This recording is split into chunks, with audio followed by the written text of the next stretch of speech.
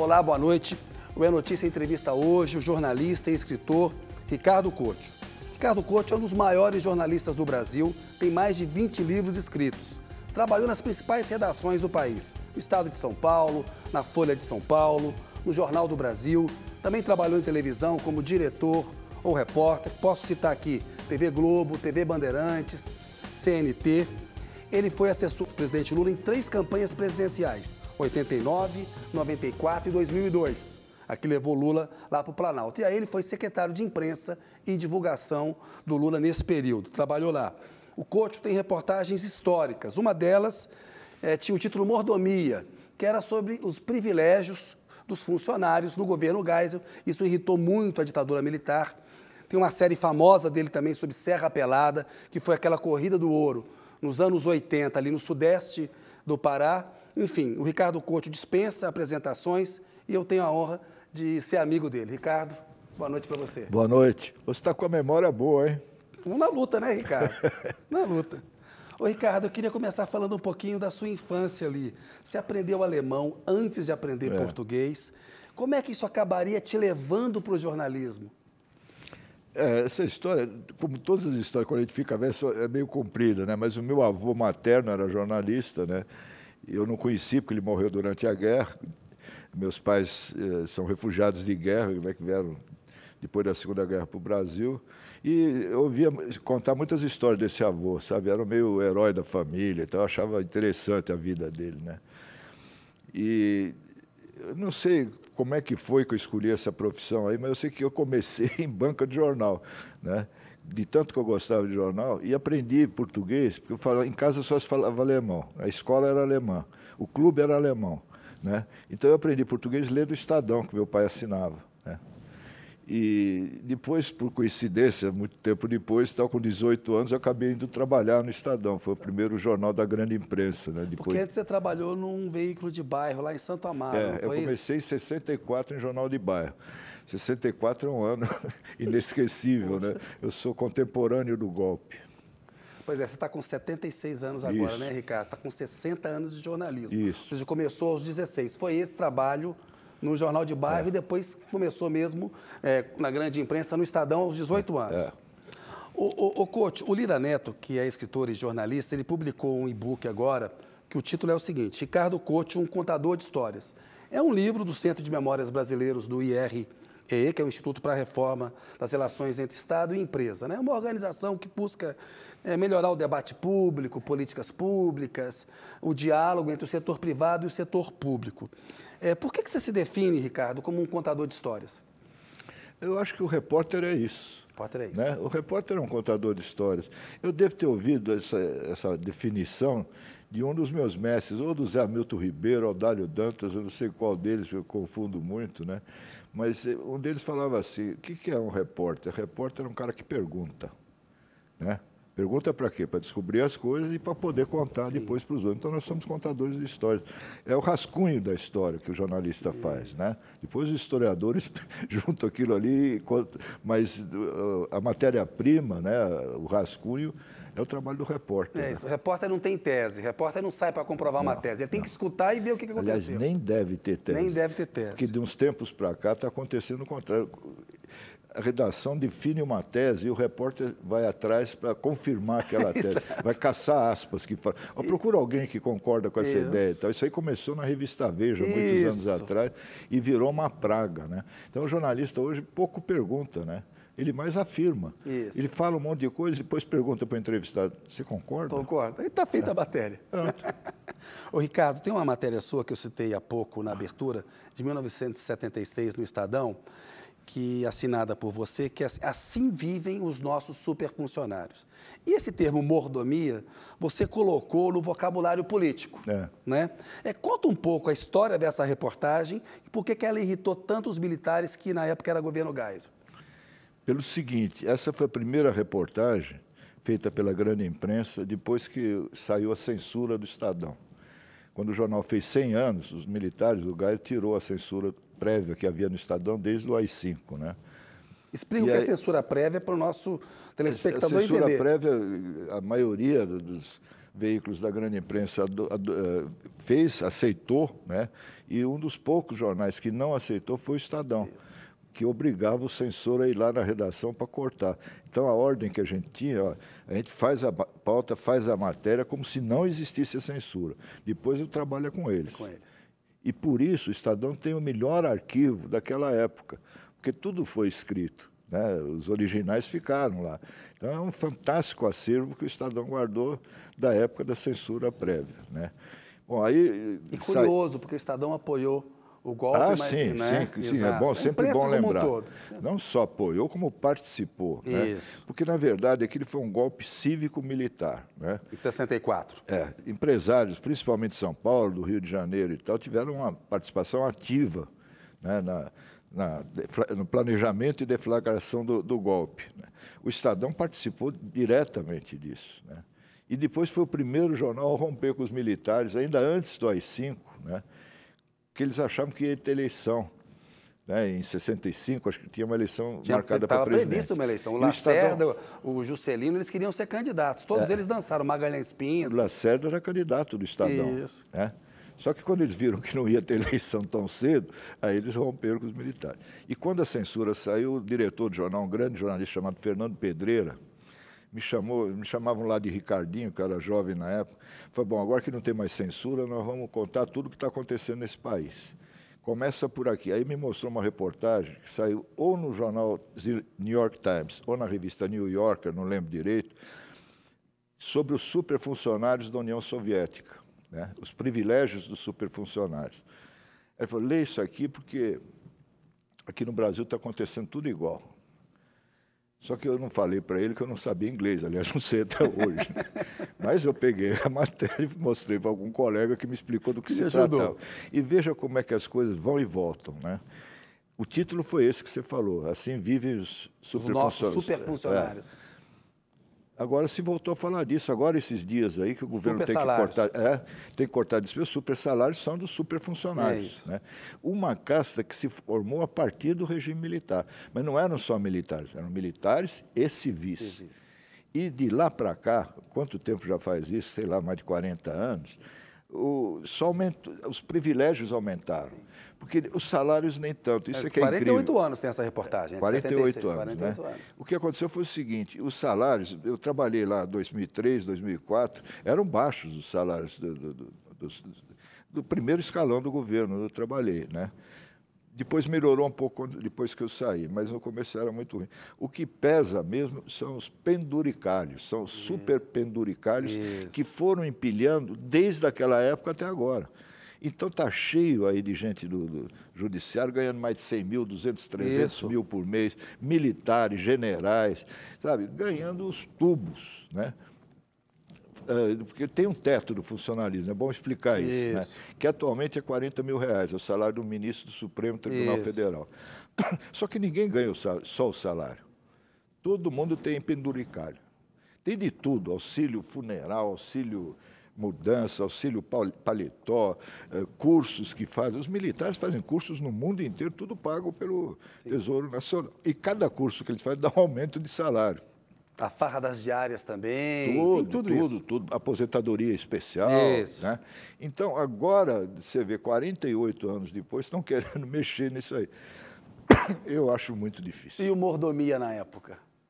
A mordomia foi o seguinte, era uma rubrica que tinha no Diário Oficial, porque eu comecei a fazer a matéria pelo Diário Oficial, uma dica do Roberto Saturnino Braga, que foi senador, morreu agora esses dias, né? Amigo do Fernando Pedreira, que me deu a dica, procura um negócio que tem no Diário Oficial, chamado Mordomia.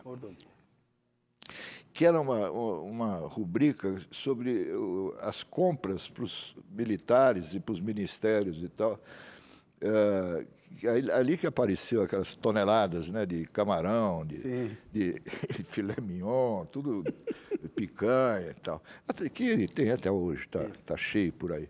Então, esse foi o ponto de partida para a matéria, para mostrar quais eram os privilégios, né? Que eram coisas... Mas, comparado com o que tem hoje, era coisa de criança, sabe? Foi só piorando.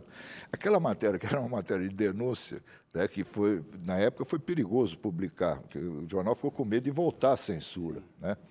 O Júlio Mesquita Neto, diretor responsável, foi chamado a Brasília pelo Geisel.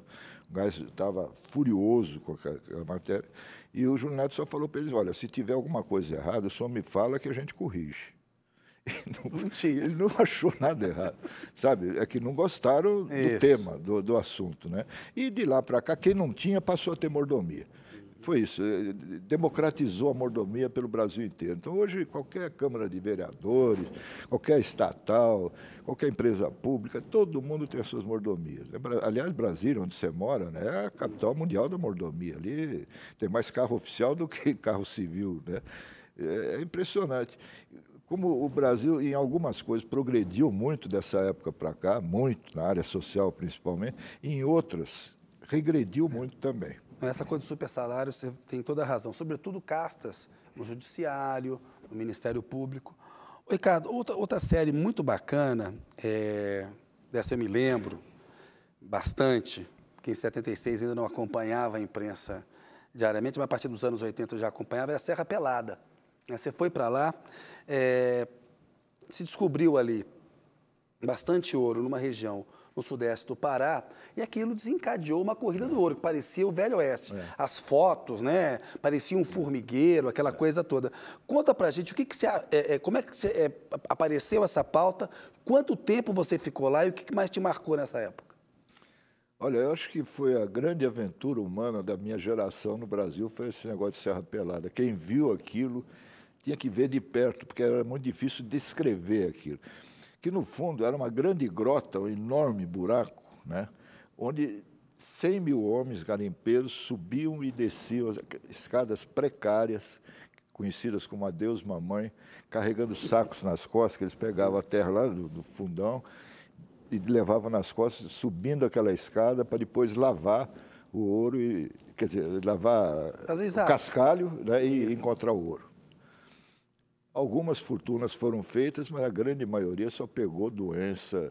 E o pouco que ganhavam, gastavam na zona, quando iam para Marabá, né, que é lá no sul do Pará. Aliás, tinha uma casa de prostituição na entrada de Serra Pelada, né, que foi se desenvolvendo, né, e surgiram outras casas, comércio, não sei o quê. E nas voltas que a vida dá, ali virou uma cidade, que ganhou o nome de Curiolândia, por causa do major Sebastião Curió, né, que foi da linha dura da ditadura. Linha dura da ditadura, que foi uma espécie de interventor em Serra Pelada, e antes disso tinha sido um dos líderes do Exército no combate à guerrilha do Araguaia, sim, que foi naquela região. Né? E aquele comércio, aquela zona que tinha na entrada do garimpo, na estrada, depois acabou virando uma cidade, e esse Curió acabou virando prefeito de lá.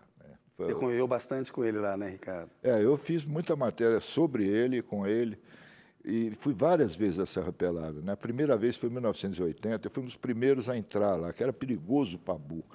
Era perigoso chegar lá, porque só havia um monomotor que ia para lá, na floresta, né? E não havia uma pista de pouso. Isso já era pela Folha de São Paulo? Folha de São Paulo, Folha de São Paulo. Não havia uma pista de pouso, eles abriram lá no meio da mata. Clarão, né, onde o avião... Aliás, a primeira vez que eu fui descer ali, era um piloto angolano, que mal conhecia a Amazônia, um maluco, né, porque só maluco que ia para lá. Né? A primeira vez que eu vi um avião buzinar, porque na hora que ele estava descendo, tinha um monte de gente naquele clarão, andando lá de bicicleta, passeando, caramba, ele ia atropelar todo mundo. Né? Aí ele meteu a buzina, mas ninguém saiu da frente, ele arremeteu e quase pegou no morro que tem em frente. Aí quase que termina a história aí, né? Fiquei lá uns 15, 20 dias, um negócio assim, subhumano. Como é que fazia para comer, para dormir? Como é que era? Na casa das pessoas? Negócio... Tinha um hotelzinho, tinha uma pensãozinha? Não, tinha um abrigo da Vale, né? Essa companhia Vale é que descobriu, os geólogos da Vale que descobriram os garimpos lá, Carajás, tudo, sim, né? Então tinha alojamento. E como todo lugar do Brasil, tinha comida também para quem tinha dinheiro. Sim. Mas caríssima, você imagina. Sim. Né? Tinha frango sabe aquele frango que... Televisão de cachorro. Televisão de cachorro. Eu me lembro que eu comia muito isso lá, né? Mas tinha mosca, assim, os bichos que pegavam a gente à noite. Aí uma vez eu perguntei para um garimpeiro lá, como é que você chama esse bicho aí? Não precisa chamar, não, eles vêm sozinhos. Tudo. Acho que era Carapanã, uma coisa assim que chamava aqui. E era proibido bebida no garimpo. Né? Bebida e mulher, não podia entrar nem... Era uma área de segurança nacional. Intervenção militar lá do Major Curió. Major Curió. Mas quando o cara pegava algum ourinho, né, bamburrava, que falava, quando o cara pegava ouro, falava, bamburrou, fulano bamburrou e tal, ele pegava aquela pepita lá e ia direto para a cidade para torrar o dinheiro na zona. Né? E embaixo, aí que está a origem da Curiolândia, os caras bebiam cachaça no gargalo. Eles estavam tão desesperados para beber que não pegavam no copo, eles pegavam garrafas e metiam direto, né? Era loucura, né? E depois, anos depois, eu voltei outras vezes e tal, eu fui com uma equipe de filmagem, que eles queriam que eu mostrasse lá como é que era, já não tinha mais Serra Pelada, né? E aconteceu um negócio incrível, porque eu entrevistava todo mundo. Eu tenho esse hábito, sabe? Eu gosto de conversar com anônimos, né? Eu não sou muito chegado em autoridades, celebridades, eu gostava de falar com os anônimos. E tinha um personagem da primeira matéria, que o apelido dele era Índio. E eu estou andando lá para aqueles buracos ali para mostrar como é que era, e eu ouço um cara chamar meu nome. Porra, aqui? Aí eu olhei e falei, o que foi? Falei, pô, você não lembra de mim? Eu sou índio. Eu ia lembrar, pô, eu tinha entrevistado centenas de pessoas. E aí foi uma tragédia, porque liberaram o garimpo, aí entraram mulheres, entraram aventureiros de todo tipo lá, passou a ter muita doença, epidemia de lepra, de AIDS, de tudo quanto é coisa ruim. E eu me lembro que quem estava no Ministério da Saúde era o José Serra, né? que eu conhecia bem de São Paulo. Governo Fernando Henrique. Tempo do Fernando Henrique. Aí eu liguei para ele e contei o que estava acontecendo em Serra Pelada, né? Tinha gente morrendo ali sem assistência nenhuma, foi abandonado aquilo lá. E ele realmente mandou médico, enfermeiro, mandou um monte de gente para... Eu conto isso para mostrar que o jornalismo pode ser uma coisa boa também, para o bem. Que não é só a denúncia, não basta você denunciar uma situação, você tem que procurar, na medida do possível, a solução. Serviço público, função social do jornalismo. Eu acho, você usou uma palavra agora que eu costumava usar em palestras, debates e tal. O jornalismo é um serviço público. Mas não serviço público de funcionário público, é serviço público para o público. Isso, tem uma função social. Exatamente, tem que ser isso, senão não é jornalismo. Ô, Ricardo, e as diretas já? Que foi um movimento importantíssimo em 1984, teve a votação da emenda Dante Oliveira, a gente sabe que ela não ganhou, teve a votação no colégio eleitoral, o Tancredo se elegeu ali, mas aquilo já no finalzinho da ditadura mobilizou muito o país. Como é que nasceu essa ideia e qual que é a importância das diretas já? Eu acho que as diretas já, para começar pelo fim da pergunta, foi um divisor de águas na história brasileira recente, da nossa época, né? Entre a ditadura e a democracia. E eu vi isso começar lá nas origens, nas periferias de São Paulo, nas comunidades de base, nas igrejas, nos sindicatos. Havia uma insatisfação muito grande da população que não sabia expressar exatamente. Tinha um monte de movimentos, né? Movimento pela anistia, movimento contra a carestia, por ônibus, por saúde, enfim, vários movimentos e tal. Mas não havia nada que unificasse isso, né? E nessas conversas é que foi surgindo a ideia de ter uma coisa uma bandeira, né, que pudesse unificar essas lutas do movimento social. Você era jornalista da Folha nessa época? Era jornalista da Folha, né? Mas eu já era muito metido, né? Eu não era só repórter, né? Eu queria participar, né? E a campanha das diretas eu participei com autorização do dono do jornal, que encampou, né? Otávio Frias de Oliveira, grande seu Frias, né? Ele encampou aquilo desde o começo. Eu fiz uma pauta, né? Entreguei para o chefe de reportagem, que você conheceu, Adilson Laranjeira. Adilson olhou e falou, mas eu não posso aprovar isso aqui, né? Falando isso que eu estou falando para você, como é que estava surgindo um movimento na periferia de São Paulo. Você que conhece o seu Frias, fala com ele. E ele aprovou na hora, sabe? Falou, vamos fazer isso aqui. Seu Frias sabia identificar a notícia, né? Ele dizia que não era jornalista, mas ele era. Sabia. Ele tinha faro de jornalista, de repórter, ele gostava de dar furo. Isso. Bom, mas aí começou torto o negócio, porque o primeiro comício que marcaram, dia 27 de novembro de 1983, tudo faz muito tempo, né? Deu uma confusão, porque o partido que tinha acabado de nascer, o PT, é o que tinha mais inserção no movimento popular. Então, foi muito organizado pelo PT, né? Mas o grande partido da época já era o PMDB, ainda é até hoje, é MDB e tal, né? Que muda de nome, mas é a mesma coisa. Na época era PMDB. Aí marcaram o primeiro comício, ainda não tinha o nome direta já, né? Mas era por eleições diretas para presidente, tinha...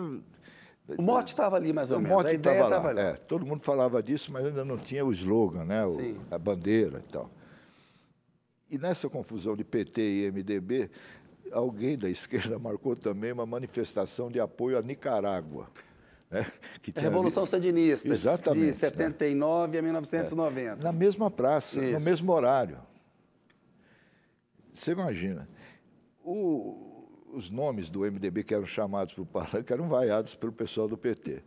O governador Franco Montoro, que era uma liderança importante em São Paulo na época, ele estava numa corrida, um grande prêmio no Jockey Club, né? E ficou pelo rádio, não tinha celular na época, era pelo rádio lá, como é que estava o clima, se ele devia ir ou não, né? Aí aconselharam ele a não ir, né?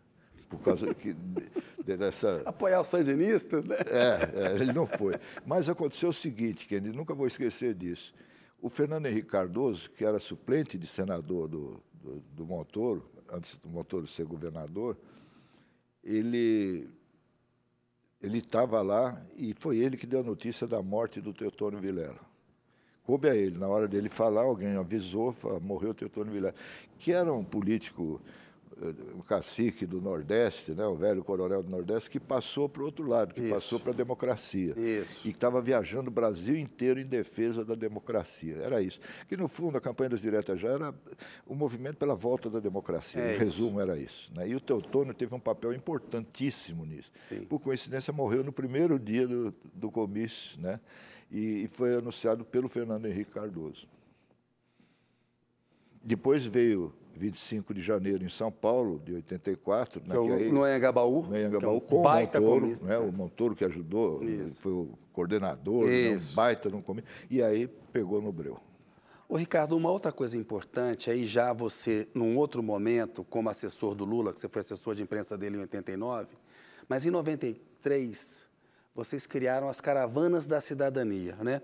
Como que aquilo mudou o Lula e o PT? A gente já sabe que já estava numa fase do PT ter uma moderação na economia e na política, né? Isso fica muito marcante em 95, quando o Zé Dirceu volta a ter uma boa relação com o Lula, eles reassumem o controle do PT.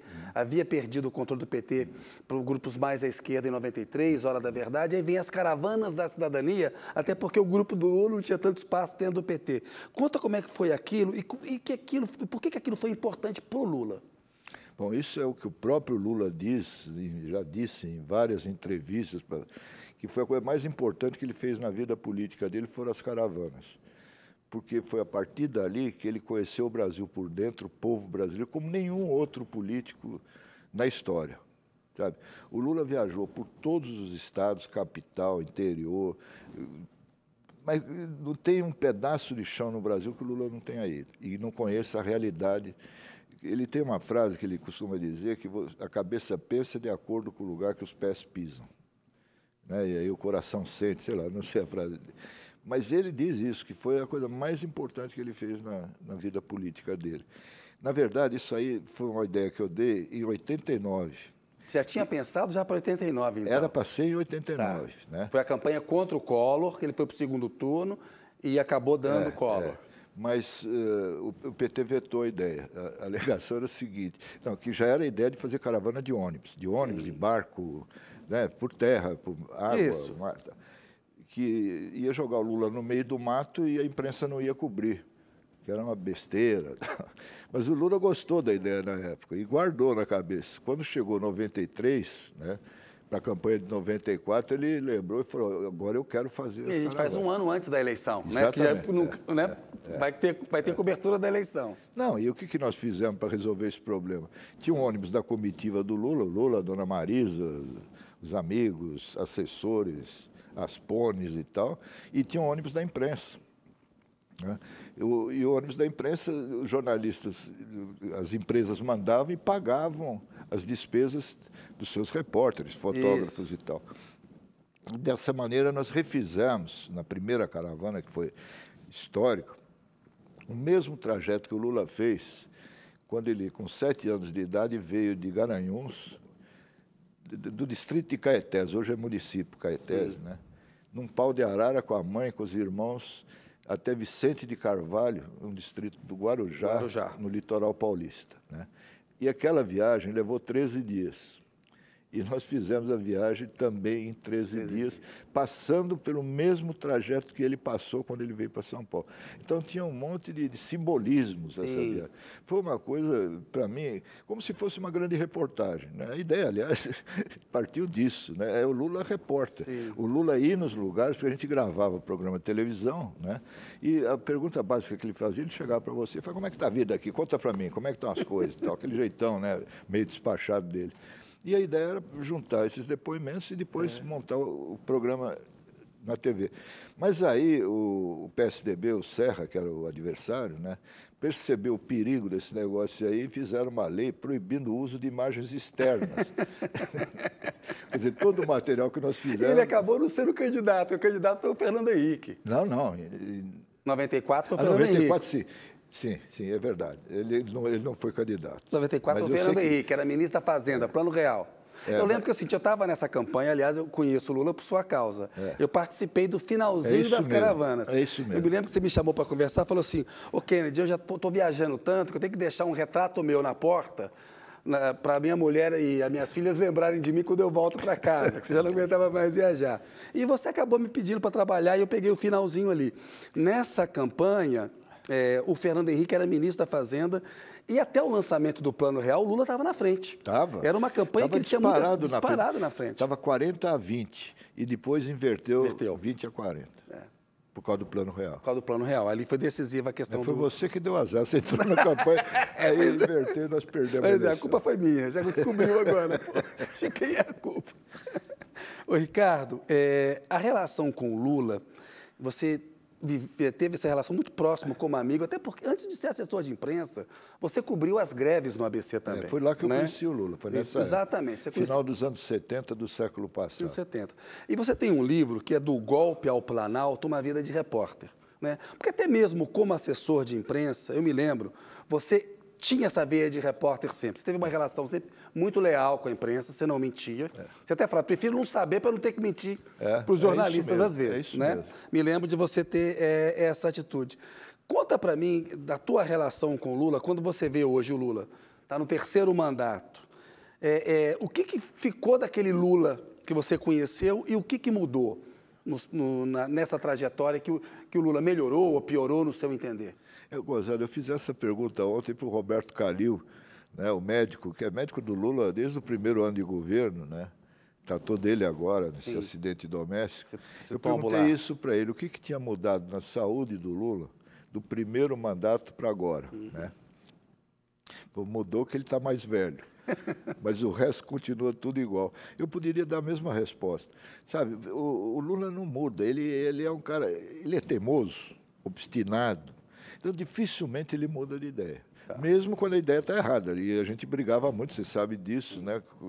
Nem tudo que o Lula falava estava certo. E a função do assessor não é ficar batendo palma, tapinha nas costas. É alertar, né? Que isso aqui pode dar cagada. Né? O VDM, o Ministério do VDM, do Vai Dar Merda, que o Chico Buarque queria criar. Exatamente, foi a ideia do Chico Buarque, que infelizmente ainda não foi adotada essa ideia. E era mais ou menos esse o papel do assessor, né? Eu não sei como é que é a relação do Lula hoje com a imprensa, né? Isso faz mais de 20 anos que eu não trabalho mais como assessor dele, né? Eu saí em 2004. Isso. 2004. 20 anos, então. 20 anos exatamente, né? Então, eu imagino que muita coisa deve ter mudado. Mas uma coisa que não mudou, quando tem problema no governo, o Lula bota muita culpa na imprensa. Não que a imprensa seja santa, não estou... Sabe, eu tive muitas discussões por causa disso. Mas não adianta você brigar com a imprensa, você xingar, né? Ou xingar adversário, também não adianta, porque o adversário está aí para te derrotar. Pô. E a imprensa é o que ele é, você tem que disputar as coisas dentro desse espaço. É isso, sabe? aceitar as derrotas, como o Lula aceitou, 3 derrotas antes de ser eleito presidente, né? E tocar o barco. Uma coisa interessante que mostra como é que ele é, o primeiro governo, a gente se encontrava muito fim de semana ou no Alvorada ou na Granja do Torto, né? Jogava futebol lá e tal. E aí um dia ele falou para mim, olha, se tiver alguma notícia ruim, sábado e domingo, por favor, não me avise. Não podemos fazer nada. As revistas estão na banca, os jornais estão na banca, os telejornais já foram para o ar, o que eu vou fazer? Né? Vai me estragar o fim de semana. E ele realmente tinha razão, né? Até que chegou um dia, no fim de semana, que saiu uma matéria muito sacana no New York Times, que foi reproduzida em pedaços por alguns jornais brasileiros, e surgiu o caso do Larry Rotter, que foi a maior dificuldade que eu encontrei nesse trabalho como assessor, secretário. O Lula queria expulsar o Larry Rotter do país, né? Hein? O Lula queria expulsar os jornalistas do país. O governo queria, não só o Lula, né? Os principais ministros, todo mundo queriam matar o cara, queriam jogar ele no mar. Você e o doutor Márcio Tomás Bastos, na Justiça, ficaram contra. Me lembro que eu cobri isso na época. É exatamente isso, né? O Márcio Tomás Bastos, grande ministro da Justiça, estava no exterior. Aí eu me senti muito sozinho ali, sabe? Porque o Lula falava assim, você nem parece que é assessor de imprensa do governo, você parece assessor da imprensa. Eu falei, não, eu estou falando isso aqui, não pode fazer isso aí, porque isso é ruim, isso é contra o governo. É isso. Porque o cara, ele é casado com uma brasileira e tem filho brasileiro. É isso, é ilegal, não pode fazer. Você pode processar, mas você não pode expulsar. Isso. Sabe? E aí teve gente lá na reunião que falou assim, dane-se a lei. Porra, dane-se a lei, não. Não pode. Não dá. Né? Aí, nessa época, eu quase saí do governo, mas, no fim, deu tudo certo, porque o Márcio voltou, fez um acordo com o advogado do Larry Rotter, o repórter, autor dessa matéria, malfadada matéria. Na sexta-feira... A matéria, a reportagem, ela era ruim, era uma matéria inconsistente, né? Atribuindo ao Lula hábitos de bebida e que aquilo poderia dificultar na presidência da República. Era uma matéria sacana. Não, e que ia morrer o assunto se o governo não fizesse essa comentasse. Não, porque no primeiro dia a reação no Congresso foi a favor e defesa do Lula, porque a matéria era irresponsável. Isso. Aí, com essa resposta besteira, do Lula aí que virou o agravou contrário. Aí o cara isso. virou herói da liberdade de imprensa. É isso. Ô, Ricardo, e do jornalismo agora um pouquinho, assim, de quando você entrou para hoje, de quando eu entrei para hoje, mudou muito, né?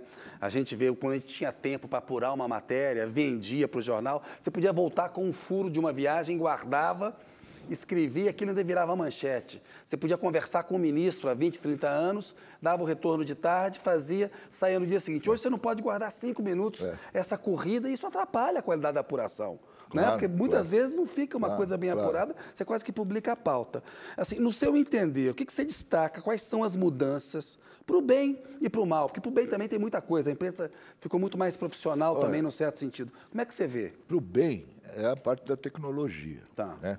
Quando eu comecei, a gente mandava matéria dos lugares mais distantes por telegrama. Hoje o pessoal nem sabe o que é telegrama, né? Da Western, né? Telegrama, Telex, orelhão. Depois veio Telex, né? E depois veio fax e outros. E hoje tem tanta uma parafernália. A máquina de transmitir fotos, a chamada telefoto, era um negócio enorme. Trambolho. Um tremendo de um trambolho, né? Que a gente colocava geralmente na agência dos Correios, né? E eu me lembro em Fortaleza, quando morreu o Castelo Branco, estava cobrindo lá, nós fomos transmitir as fotos da agência dos Correios, onde eu passava os telegramas também, né? Aí, juntou gente, era tudo envidraçado ali, que nem aqui, ó, né? Um salão que nem esse aqui, tudo de vidro.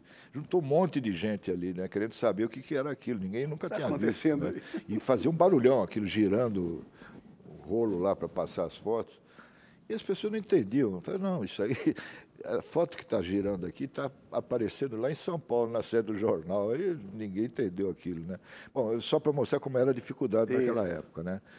Hoje você tem muito mais facilidade. Você sabe, você viaja muito, fez coberturas internacionais aí. Como mudou isso, né? Sabe, o celular, o laptop, tudo é instantâneo, né? Então ficou mais difícil você dar um furo, né? Porque a matéria é instantânea, online, full time, né? E ao mesmo tempo está havendo um negócio para economizar despesas nas redações, nas grandes redações.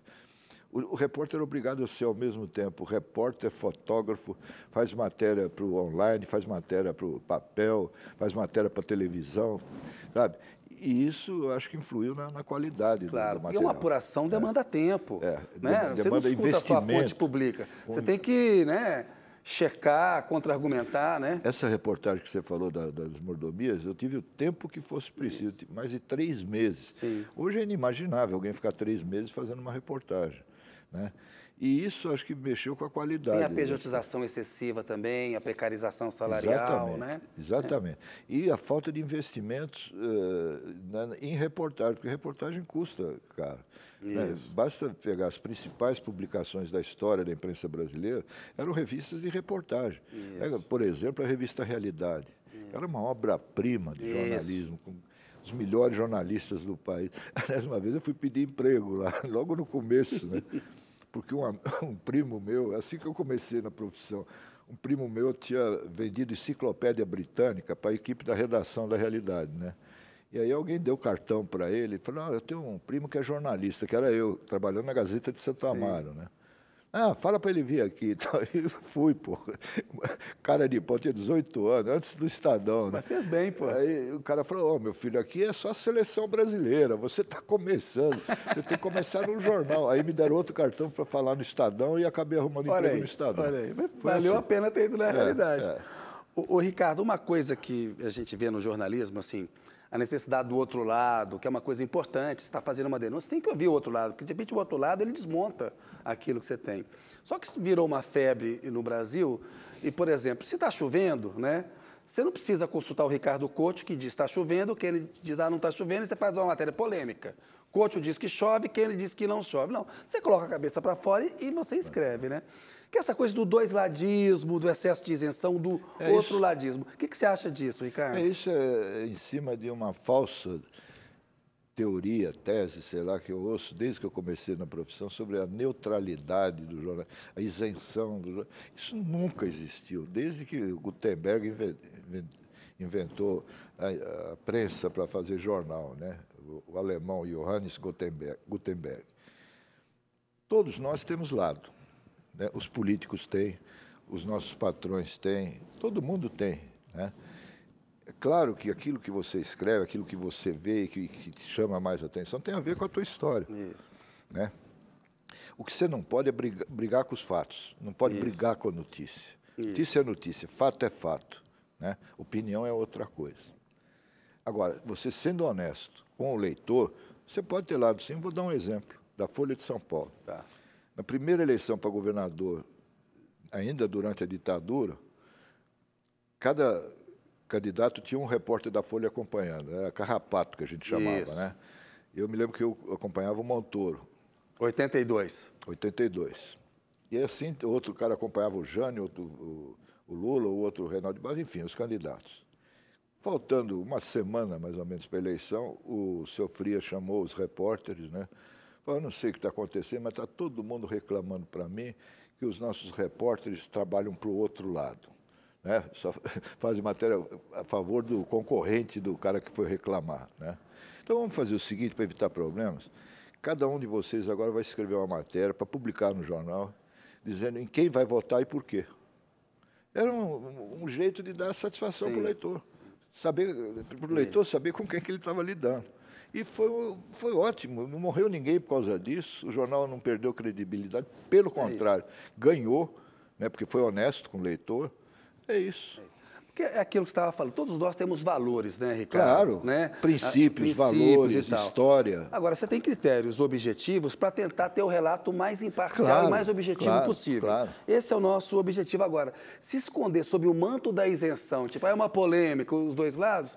Você desequilibra o jogo, você normaliza às vezes. Quem não pode ser normalizado, não dá para fazer um debate sobre a escravidão. Vamos fazer aqui quem é a favor e contra a escravidão. Me desculpe, né? Não tem uma polêmica aqui. Quem é a favor ou contra energia elétrica e água encanada? Na pandemia, aquilo que o Bolsonaro fazia. Não tem uma polêmica, não tem uma... quem é a favor da forma como o Bolsonaro age na pandemia? Quem é a favor da vacina, quem é contra a vacina? Não existe. Né? Quem é a favor da terra redonda ou plana? Isso. Quer dizer, isso é uma enganação, é uma hipocrisia, eu acho. Na imprensa americana, todos os grandes jornais têm candidato e declaram isso em editorial. Isso orienta o leitor sabe. Né? E não dá para você cobrir da mesma maneira um candidato como Donald Trump e uma candidata como a Kamala Harris. Porque tem a história do jornalista, os valores, os princípios do jornalismo, mas tem também do personagem. Tá então, histórias vulgares. Pois é. E se você trata da mesma maneira, você ajuda a divulgar a mentira. Isso, é isso aí. É isso, a extrema-direita vive muito disso, e nós temos a nossa parcela de culpa. Você pega um exemplo como o Marçal, quem transformou o Marçal num fenômeno nacional fomos nós. Ele estava bem nas redes sociais, mas era um anônimo, você nunca tinha ouvido falar dele, eu nunca tinha ouvido. Né? De repente, o Brasil inteiro ficou sabendo quem era. É porque era uma coisa diferente. E não dá para tratar da mesma maneira um cara como ele, né, e um candidato... É que ali havia uma notícia, a forma como você trata a notícia. Né? Então não tem como ignorar o fenômeno Marçal. Aquele cara explodiu. Uma novidade. Uma novidade. Precisava haver uma cobertura dele. Agora, a forma como a imprensa cobre é que eu acho que é o ponto que você estava falando. E nós temos uma ponta de responsabilidade nisso. Quando a gente fala do Marçal, do Bolsonaro em 2018, por exemplo, que foi normalizado na campanha. Exatamente. Era um deputado há 30 anos no Congresso Nacional, baixo clero, fazendo discurso de extrema-direita contra direitos humanos. Né? Quando a gente olha o que aconteceu... Vamos começar 2013 e 2014, as jornadas de junho e julho, depois o golpe contra Dilma, que é o impeachment, e a eleição do Bolsonaro. A gente pega esses 10 anos. Qual foi a responsabilidade da imprensa no que aconteceu? Bom, em primeiro lugar, foi não mostrar, durante a campanha, quem era Jair Bolsonaro. Acho que esse foi o grande erro. E começamos a achar engraçado. Tanto é que ele foi em muitos programas populares, ele era uma atração de circo, né?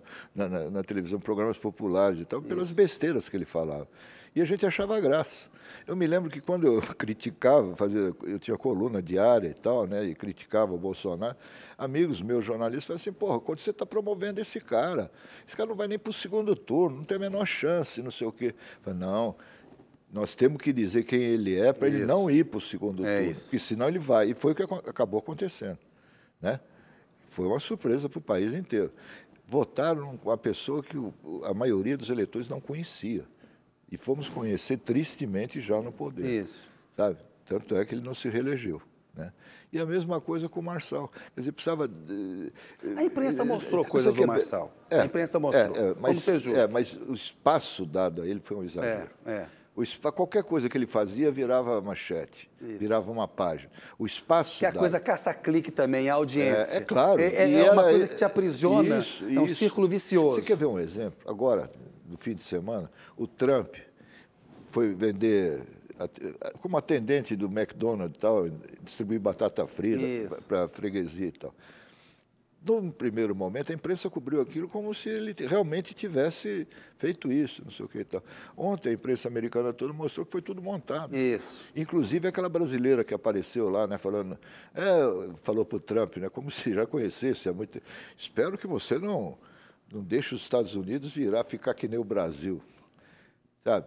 É tudo armado. Então, aquilo era para ele mostrar que ele não perseguia todos os imigrantes. Tudo armado, tudo armado. Tudo armado. Então, se você não mostra a armação, você está colaborando, contribuindo com ele. Esse é o ponto. Não, e o risco do Trump vencer é um risco para o planeta. Isso que eu queria falar. Isso que eu queria falar.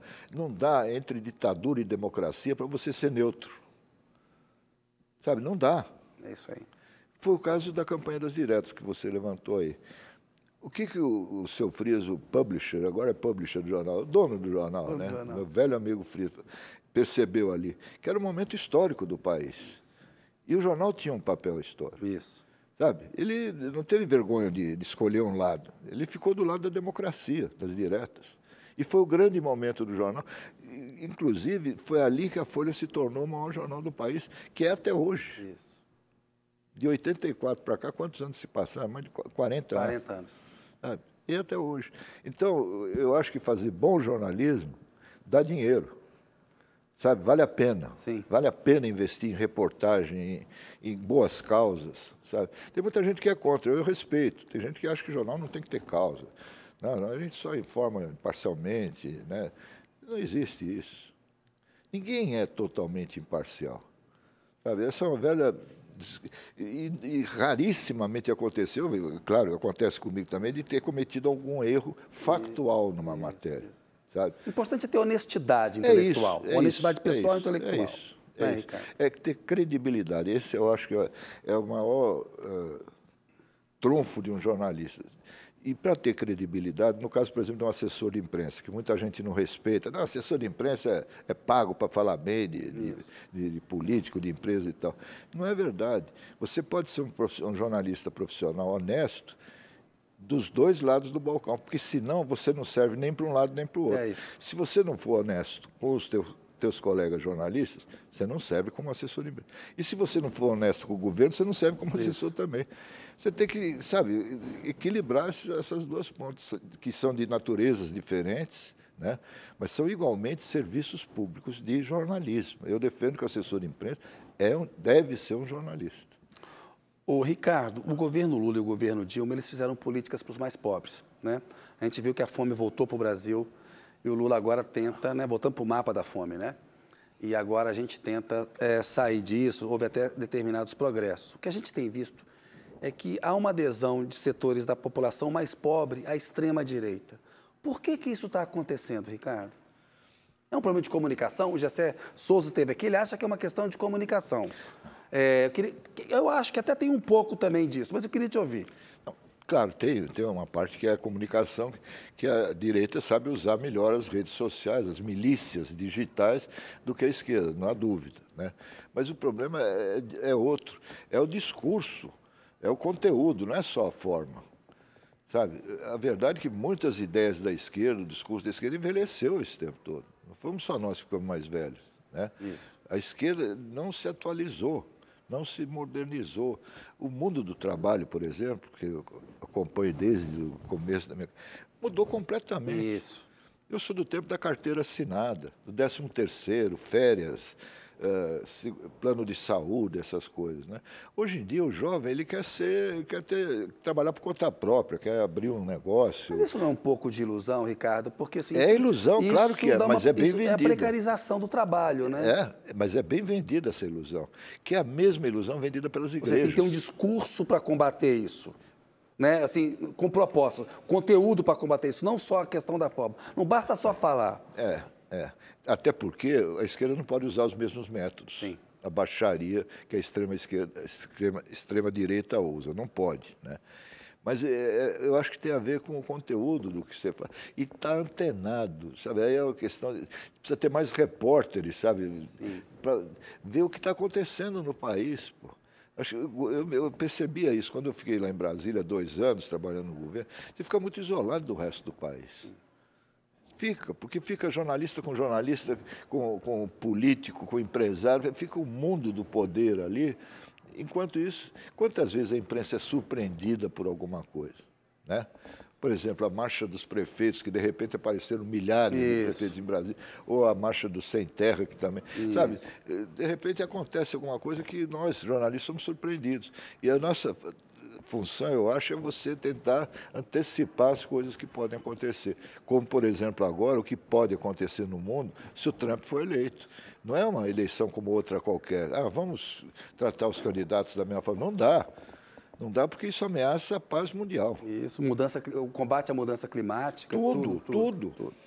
Ô, Ricardo, falar um pouco do Lula. Queria uma avaliação sua sobre esse 3º mandato dele. Se você acha que ele tem que ser candidato à reeleição, o que você acha que pode melhorar? Como é que você está vendo isso? Olha, vamos pegar do começo. O Lula foi candidato em 2022, eu acho que ele foi por sacrifício, porque ele era o único líder popular desse país capaz de derrotar o Bolsonaro e impedir a volta da ditadura. Isso. Ponto. Ele tinha que ser, não tinha outro. Até brincava com isso, né? Falava, não é que o Lula seja grande coisa, é que não tem outro para derrotar o Bolsonaro. Daqui até 2026, não sei se vai aparecer, outro Lula não vai aparecer em 100 anos, mas uma outra liderança progressista e tal, sim, pode surgir no país. Como amigo dele, eu acho que ele não deveria ser candidato à reeleição, porque já foi muito sacrifício que esse cara fez. Ele teve câncer, ele foi preso, ele foi presidente já 3 vezes. Eu acho que está na hora de aproveitar um pouco a vida, como amigo, né? Agora, como cidadão brasileiro, eu ainda não vi algum candidato que possa preencher o espaço que o Lula vai deixar. Ou seja, talvez seja necessário ainda para o país. Talvez seja. Né? Mas como ele já fez o sacrifício uma vez, acho que não deve fazer a segunda vez, porque ele vai estar com 81 anos no começo da campanha em 2026. É mais ou menos, mal comparando, né, o que aconteceu nos Estados Unidos. Sim. Acabou virando um tema de campanha. Né? 8 de janeiro, como é que vai entrar para a história? Depende agora do Supremo. Nós estamos ali na encruzilhada. Se o Supremo cumprir seu papel, colocar esses caras para julgamento e punir como devem ser punidos, não só o Bolsonaro, mas toda aquela gangue, eu acho que o 8 de janeiro vai ser um marco de defesa da democracia. Se acontecer o contrário, e esses caras tiverem anistia, não sei o quê, aí é a avacalhação da República. É contratar uma tentativa de golpe no futuro. É. Ô, Ricardo, chegamos aqui no finalzinho do programa, tem um bate e volta. Tem alguns jornalistas, algumas pessoas sobre as quais eu queria te perguntar. Queria que você respondesse em 1, 2 palavras, muito rapidamente. Audálio Dantas. Grande cidadão brasileiro, grande jornalista e grande amigo. Cláudio Abramo. A mesma coisa. A mesma coisa. Audálio e Cláudio fazem parte da história da imprensa. Eu tive a oportunidade de ser amigo dos dois, trabalhar com os dois grandes cidadãos brasileiros. Clóvis Rossi. Também. Pô, você só está pegando gente boa aí. Mino Carta. Também. O Mino Carta, além de tudo, é gênio. É um gênio da imprensa, como o Washington Oliveto foi o gênio da publicidade, que morreu recentemente, outro grande amigo, né? O Mino criou as melhores publicações do país, quase todo, passar pela mão dele. De jornal a revista. É difícil lidar com ele. Ele não é uma figura fácil, mas é um jornalista perfeito. Caco Barcelos. É hoje, a meu ver, o melhor repórter brasileiro. Hoje não, já faz tempo. E é incrível, porque ele tem mais ou menos a minha idade, já é um senhor, né? Não é um jovem, mas ele tem o ânimo de um jovem e faz um programa formando novos repórteres, como jovens repórteres. Né? É uma coisa fantástica, é o melhor programa da televisão brasileira, para nós que somos jornalistas, e o Caco é a alma daquilo ali. Eu acho que esse cara merece todos os aplausos dos jornalistas. Eliane Brum. Também grande repórter. Grande repórter. Infelizmente, não está em nenhum grande veículo. Ela andou meio sumida. Ultimamente, ela estava trabalhando no jornal É o País, você vê como é que é, uma das grandes repórteres brasileiras. Era correspondente do É o País no Brasil. Né? E depois disso, eles fecharam o escritório deles no Brasil, não sei mais, ela mora na Amazônia. Né? Ela gosta tanto do tema da reportagem que ela foi morar lá dentro. Otávio Frias de Oliveira, o seu Frias. Olha, foi de todos os donos de veículos de imprensa com quem eu trabalhei, o melhor jornalista. Apesar de sempre ter dito que ele não era jornalista, que o negócio dele era ganhar dinheiro, que ele era empresário e tal. E foi, acima de tudo, um grande amigo, sabe? Eu trabalhei diretamente com ele por vários anos, cara leal, sabe? Jogo limpo. Eu me lembro que, quando ele me contratou, eu estava vindo do Estadão, né? Com uma passagem pelo Jornal do Brasil e tal, e pela Isto É. Aí ele falou, ó, lá no jornal que você trabalhava, lá tinha lista negra de assuntos que eram proibidos. Aqui não tem lista negra nem branca, aqui você pode escrever o que você quiser. Né? É só terminar, que é engraçado. Você, por favor, só não escreva sobre a estação rodoviária. Eu falei, por que estação rodoviária? Eu não ando de ônibus, eu tenho carro. Eu falei, não, é porque é minha. E aquilo é complicado. Na luz ali, exatamente. Ô, Ricardo, Jair Bolsonaro.